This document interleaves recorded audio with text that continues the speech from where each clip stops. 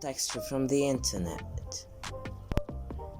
Now use the images as planes add-on and get it into Blender. Enter the edit mode and add a few loop cuts and slide them around. Extrude the parts that should be in and extrude the windows a bit more in. Now you have a building, except it doesn't have a roof. Add the roof, fix the UVs, and now you have a building.